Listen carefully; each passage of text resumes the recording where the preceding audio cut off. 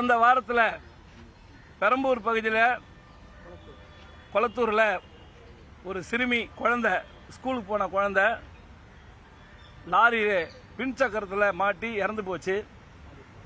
அது சம்பந்தமாக எங்களை எல்லாம் வந்திருக்கிறதெல்லாம் பூரா தமிழ்நாடுல வேன் உரிமையாளர் சங்கம், சென்னையில் இருக்கிற ஒரு 14 சங்கம், வாட்டர் டேங்கர் லாரியிலேருந்து, ஃபெடரேஷன்லேருந்து, டேங்கர் லாரியிலேருந்து, கிண்டி லோக்கல் லாரியிலேருந்து, சென்னை லோக்கல் லாரியிலேருந்து, அதே போல் ட்ரெய்லர் அசோசியேஷனு, ஆர்பார் அசோசியேஷனு எல்லாரும் வந்திருக்காங்க.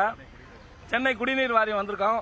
என்னன்னா அந்த விபத்தை நாங்கள் நியாயப்படுத்த விரும்பல. அது தவிர்க்கப்பட்டிருக்கணும். அந்த குழந்தையோட அந்த மரணத்துக்கு நாங்கள் எங்களுடைய ஆழ்ந்த இரங்கலையும் தெரிவித்து எங்களுடைய அத்தனை பேருமே ரொம்ப வருத்தப்பட்டோம்.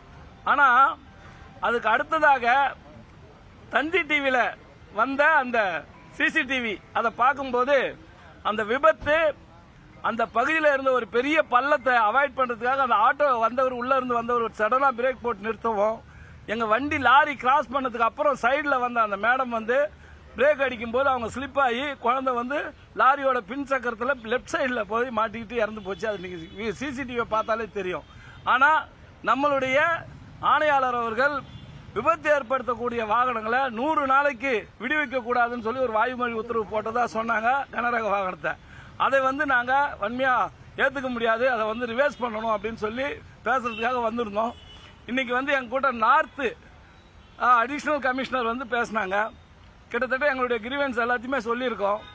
2 நாள் கழிச்சு புதன்கிழமை அன்னைக்கு மீண்டும் எங்களை அழைத்து பேசிட்டு கமிஷனரை மீட் பண்ணுங்க, உங்களுக்கு ஒரு தீர்வை ஏற்படுத்தி தரோம்னு சொல்லியிருக்காங்க. எங்களுடைய கோரிக்கை என்னன்னா, காலையில் 7லேருந்து 12 மணி வரலாம் வண்டிகள் உள்ள வரக்கூடாது, சரி டிராபிக்.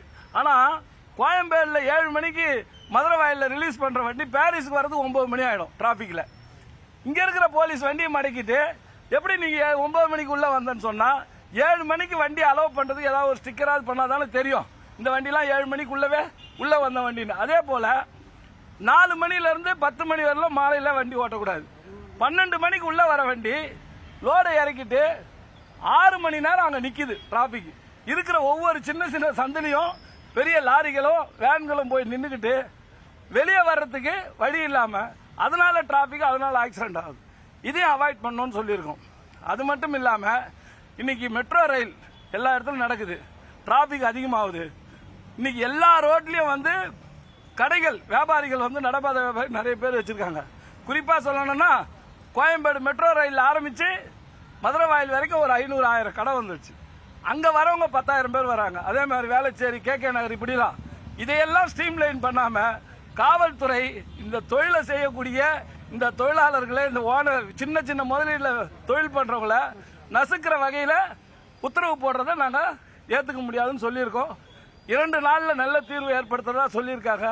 இல்லைன்னு சொன்னா எங்களுடைய ஒட்டுமொத்த வேன் உரிமையாளர் சங்கம், லாரி உரிமையாளர் சங்கம், டேங்கர் லாரி சங்கம் எல்லாம் சேர்ந்து அடுத்த கட்டமா ஒரு பெரிய போராட்டத்தை முன்னெடுக்க வேண்டிய ஒரு சூழ்நிலை வரும்ன்றதை இந்த நேரத்தில் தெரிவிச்சுக்கணும்.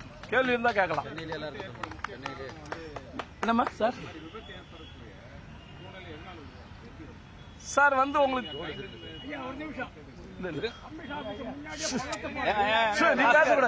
பாஸ்கர் கம்மல் சொல்லுங்க. சாரி சொல்லுங்க சார்.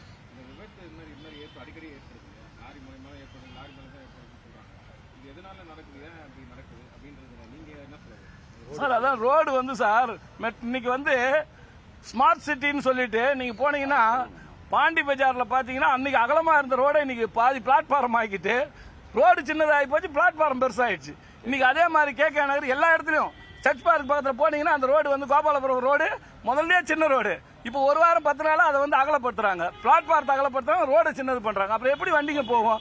வண்டிங்க பாப்புலேஷன் கூடிடுச்சுங்க. அதுக்கு மாற்று ஏற்பாடு எதுவும் பண்ணல. வண்டிகளை நிறுத்தி விடுறதை பற்றி நாங்கள் அதை ஏற்றுக்கிறோம்.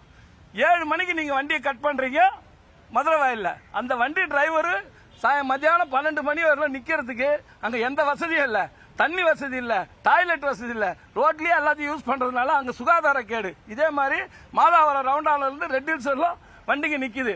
இதுக்கெல்லாம் ஆல்டர்னேட் பண்ணணும். ஒரு பார்க்கிங் ஏரியா ஏதாவது பண்ணி கொடுங்க, நாங்கள் தாராளமாக நீங்கள் சொல்கிற நேரத்தில் நாங்கள் வண்டி ஓட்டுறோம். குடிநீர் அத்தியாவசியம். அத்தியாவசியமான பொருட்கள் எல்லா குடோனும் உள்ள இருக்குது. அண்ணா நகர்ல ரேஷன் குடோனுடைய குடோனு, சிவில் சப்ளை, கோபாலபுரத்தில் குடோனு, தண்டையார்பேட்டில் குடோனு, இதுக்கெல்லாம் எப்படி பொருள் போகும்? அதே மாதிரி ஏர்போர்ட் உள்ள இருக்குது, ஆர்பார் உள்ள இருக்குது, இது சிவில் சப்ளை, இது கார்பரேஷன், எல்லாமே ரயில்வே, எல்லாமே சிட்டிக்குள்ள இருக்கு. இதுக்கு ஆல்டர்னேட் பண்ணாம வண்டிகளை விட மாட்டேன்னு சொன்னா என்ன அர்த்தம்? ரெண்டாவது 12 மணிக்கு வண்டி விடும்போது மொத்த வண்டியும் உள்ள வருது. அப்போ வரும்போது தனித்தனியா வந்தா 10 வண்டியா வரும். இது மொத்தமா 500 வண்டி உள்ள வரும்போது அதனால டிராபிக் ஆகுது. இதெல்லாம் அவாய்ட் பண்ணணும்னா வியாபாரிகள், வாகன உரிமையாளர்கள், காவல்துறை, கார்பரேஷன் எல்லாம் சேர்ந்து உட்காந்து ஒரு ஸ்ட்ரீம் லைன் பண்ணணும். பல இடத்துல கார்பரேஷன் இடம் காலியா இருக்கு, நீங்க இந்த ஏரியாவில் வண்டியை பார்க் பண்ணுங்கன்னு சொல்லுங்க, நாங்க நிறுத்திக்கிறோம். பகல்ல வந்து வண்டி ஆப்ரேட் பண்ண முடியல, டிராபிக். பட் அதுக்கு ஆல்டர்னேட் பண்ணாம 100 நாள் அந்த வண்டியை நிறுத்துன்னு சொன்னா 3 மாசம் டியூ யார் கட்டுறது, இன்சூரன்ஸ் யார் கட்டுறது, அந்த வண்டிக்கு ரோட் டாக்ஸ் யார் கட்டுறது, இதெல்லாம் வந்து பாதிக்கும். இதெல்லாம் சொல்லியிருக்கோம். அவருக்கு அதிகாரிகள் வந்து கலந்து பேசி கூடிய விரைவில் ஒரு ஏற்பாடு பண்றதா தெரிவிச்சிருக்காங்க.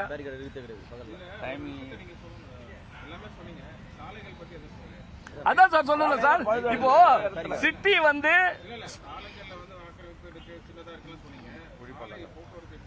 சார், அதுதான் சார் இன்னைக்கு வந்து வாகனங்கள் கூடி போச்சு சார். அதிகப்படியான வாகனங்கள் வந்துடுச்சு. இந்த வாகனங்கள் போறதுக்கு ஏற்ற சாலைகள் வந்து விரிவாகல.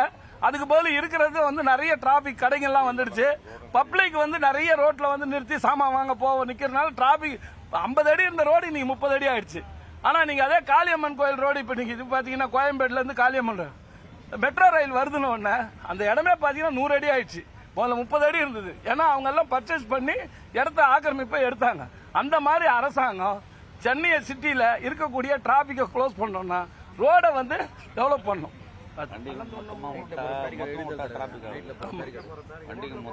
அதாவது வண்டிகளை மொத்தமா உள்ள அனுப்பும் போது டிராபிக் ஆகும் சார். அதுக்கு ஏதாவது ஸ்ட்ரீம் லைன் பண்ணி மாத்தணும். அந்த பக்கம் வண்டலூர்ல நிறுத்துறீங்க, இங்க வந்து மதுரை வயல் தாண்டி வண்டி நிக்குது, இங்க இது மாதாவரத்தில் நிறுத்துறாங்க.